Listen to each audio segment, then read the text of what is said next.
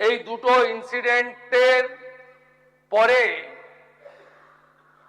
আমার মনে হয়েছে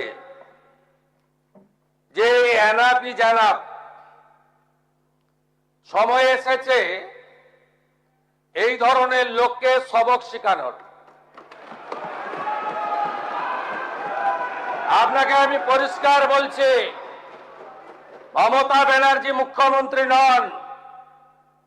আপনি দুর্বল মুখ্যমন্ত্রী পেয়ে যা খুশি করেছেন, যা খুশি বলেছেন। আমি আপনাকে বলে গেলাম, আমরা দুটো এফআইআর স্টার্ট করেছি। রেজিনগর পিএস কেস নম্বর 219 কি মুখ্যমন্ত্রীকে চ্যালেঞ্জ করেছি, এটা সম্পূর্ণই মিথ্যা কথা। যা সিদ্ধান্ত হবে আমি সেটা মাথা পেতে মেনে নেব। স্বাগত বিজেপি যারা 4 মে গণনার 4টের পরে তাদের উদ্দেশ্যে সাটা ভাঙার কথা বলেছিলাম, তো মুখ্যমন্ত্রীর প্রতি আমারও আস্থা রয়েছে। ওনারা যেটা বলছে যে আমি নাকি মুখ্যমন্ত্রীকে চ্যালেঞ্জ করেছি, এটা সম্পূর্ণই মিথ্যা কথা। আমি মুখ্যমন্ত্রীকে কোড করেছি, কারণ সমস্যা মুর্শিদাবাদে যেখানে জিরো টলারেটের সরকার তিনি দাবি করছেন, যেখানে উত্তর 24 পরগনা, ডায়মন্ড হাবড়া, পশ্চিম মেদিনীপুর, পূর্ব মেদিনীপুর, 2 বর্ধমান, নদিয়া পর্যন্ত জিরো টলারেট চলছে।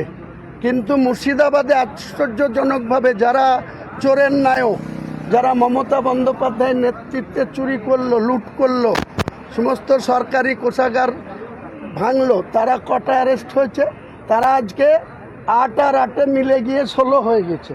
কাজে আমাদেরকে প্রশাসন বলছে পদ্ম ফুল আর জোড়া ফুল এক হয়ে গেছে, আমরা কি করব? তাহলে বলুন আমরা কোথায় যাব, কার কাছে বলবো?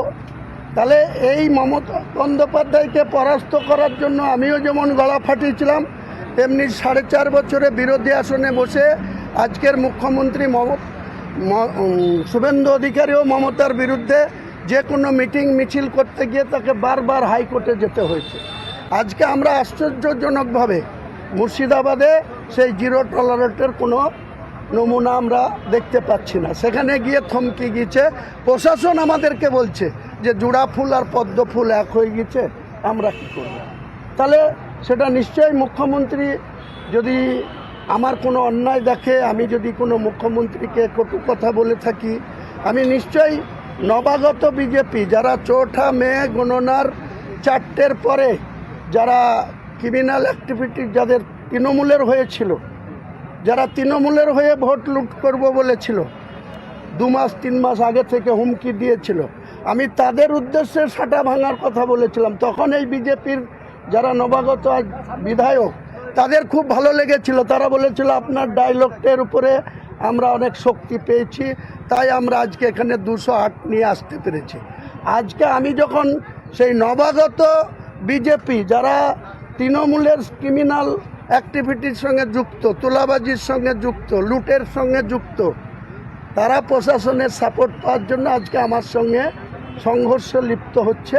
আমি বলেছি এদের পরোয়া করি না, প্রয়োজন হলে আমি আমার আম জনতা উন্নয়ন পার্টির 98% সমর্থক তো মুসলিম। আপনি ক্ষমা চাইবেন? কোনো প্রশ্নই নেই। আমি ক্ষমা চাওয়ানোর মতো কোনো কথা বলিনি, ক্ষমা চাওয়ানোর কোনো প্রশ্নই নেই। আপনার বিরুদ্ধে একদিকে বিধানসভায়, অন্যদিকে আইনত ব্যবস্থা চলছে, মানে এফআইআর হয়েছে আপনার। এফআইআর তো হয়েছে, এফআইআর বহরমপুরে হয়েছে, ইংলিশ বাজারে হয়েছে, শক্তিপুর, রেজিনগরে যে প্রশাসন আছে তারা সমটু কেস করেছে। আইনের পথে চলবে। বিধানসভাতে নিন্দা করা হয়েছে। হ্যাঁ, করতেই পারে, সেটা তারা ক্ষমতায় আছে, তাদের মেজরিটি সদস্য আছে, তারা নিন্দা প্রস্তাব আনতে পারে, আমাকে সাসপেন্ড করতে পারে, স্পিকারের সে অধিকার আছে। যা সিদ্ধান্ত হবে আমি সেটা মাথা পেতে মেনে নেব, কিন্তু আমি কোনো অন্যায় করিনি, আমি কারো কাছে ক্ষমা প্রার্থী হব।